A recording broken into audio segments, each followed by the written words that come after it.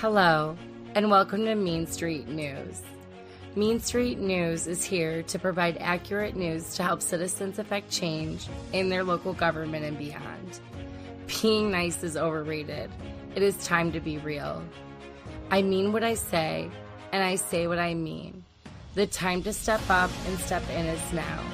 So please come join me, Katie, over on Mean Street News to discuss Ohio politics and beyond. I hope to see you there.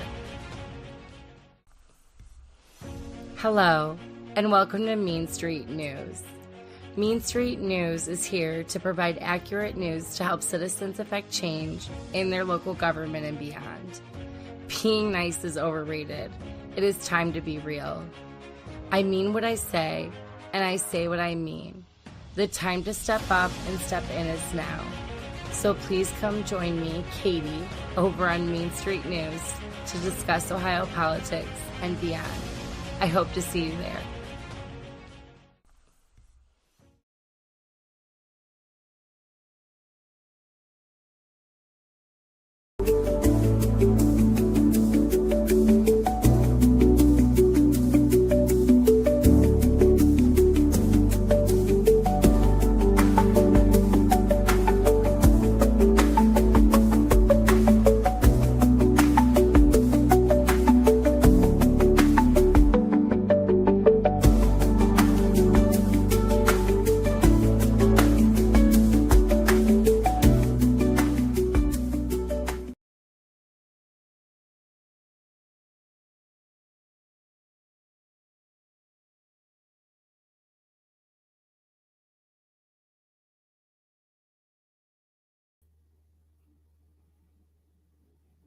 Hello and welcome. Welcome to Mean Street News. I'm Katie. I'm your host. If you are new here, welcome. And if you're coming back, thanks for returning. Tonight, we're going to take a break with the Ohio 4, and we are going to discuss Keith Faber, the Ohio Auditor of the Ohio Auditor, and he is a candidate for the Attorney General. Now, he does not have someone running against him as a Republican, so he is not going to be in this upcoming couple weeks primary, but he will be running in the general election. So why are we talking about Keith Faber? Well, for one, Mr. Faber office was involved in the investigation of Lorain County corruption. And I believe my, theory is he helped corrupt officials obfuscate justice, to be honest with you, and misappropriation of tax dollars, fraud. What else? Bid rigging, bid steering, politicization, weaponization of our safety forces and our elected officials. And, over the last year and a half, I have covered this corruption. It's actually what led me to the Ohio 4 case. And I want to just share with you guys real quick, what I'm talking about. I called my series Sex, Lies, and County Government. And I'll share my screen real quick.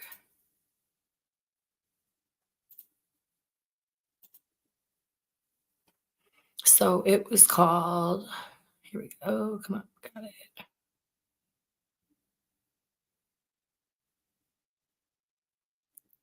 And I'm pausing. Sex, Lies, and County Government. If we go here, you all can see my episodes, and I'll post the link so you guys can see. But I have, I think, 18 episodes. Hold on, where is here? Still a Rico map, trick or treat. 16 episodes of Sex, Lies, and County Government. You can find that on any podcast platform. Mean Street News is all you got to put in, and it will pop up. So let me share this too. And then you all that have been following me are aware of my Rico map. Now, this is not my finished map because I'm not allowed to share that one. It would give away too much, but this one will do. So I want to go over this real quick. I made a web so it'll be easier for the public to see. I call it my murder map, but it's not a murder map. I'm actually making a murder map for the Ohio 4 case. This is my RICO map, okay, in 2 different sections. So basically, this guy right here, Alan Close, wanted to sell radios to the 5 cities firemen right here. And they did. But, Michelle Hung ended up hiring, being the one vote that actually hired, because Lundy abstained, Harry Williamson, who was then the director of 911. These two were having an affair before she was elected. He was the AFL-CIO president. He got actually her as a Republican an endorsement, which is really kind of unheard of. Then she hired him. She was a deciding vote to hire him for a $70,000 a year job at 911.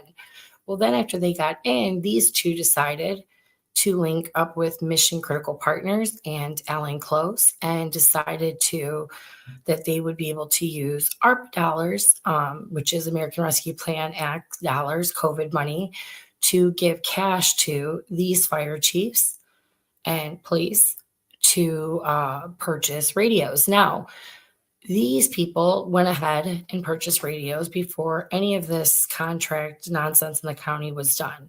They got their radios. Each city had their own contract. And in that contract, there was an addendum that if the county decided to go with this radio purchase, I'm not going to say it's telecommunications system because it's not, this radio purchase, they would get the money back pretty much. So they were really kind of upset when this radio thing kind of started falling through. Commissioner Dave Moore decided to push back against a 6.4, what ended up turning into be $7.7 no bid contract to these people. He contacted the auditors of state's office and said, hey, there's corruption going on here. And instead, we actually had the first investigator come out. He actually started investigating these people.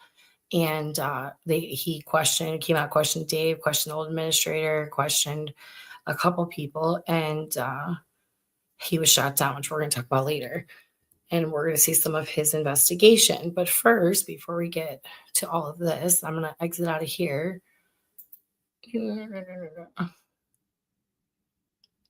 Remove this. Stop this screen. Stop this banner real quick because it takes up a lot of. Okay, but first, I want to say we're going to talk about Dave Moore. Now, Dave Moore is the commissioner of Lawrence County. He is quite a controversy because people like to say that he is corrupt when he's actually been fighting a lot of the corruption here in Lorraine County. Dave was first elected in 2001, and after he served in 2001, he took a little bit of a break, and then he came back in 2020, and he ended up winning the election. Some of you might have seen it, might have voted him for because of this. It was a Moore Hung thing, and he ran with Michelle Hung. After getting into office and, experiencing some things, he had reported corruption to Keith Faber's office.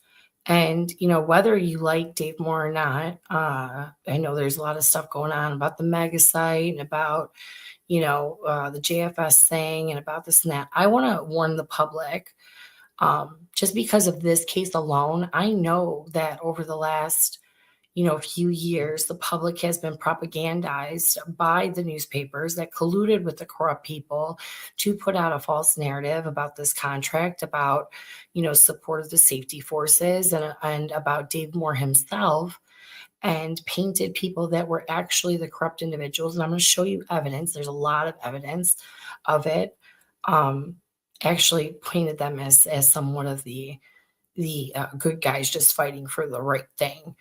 And, when Dave saw misappropriation, some people trying to misappropriate multi-million dollars, he decided that he needed to get in touch with the auditor of state, who did nothing.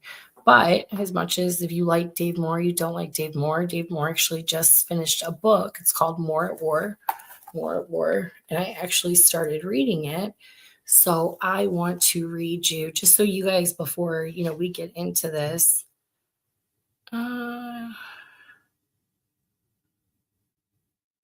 Oh, did it just stop streaming me from Facebook? I'm gonna be so mad. Hold on.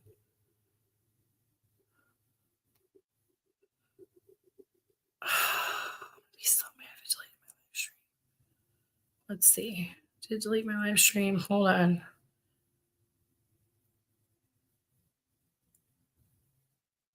It did. Stopped it. It's so annoying. Anyways, what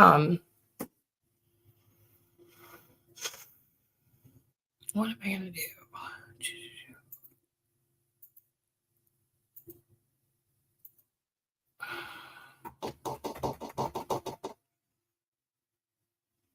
This is gonna annoy me.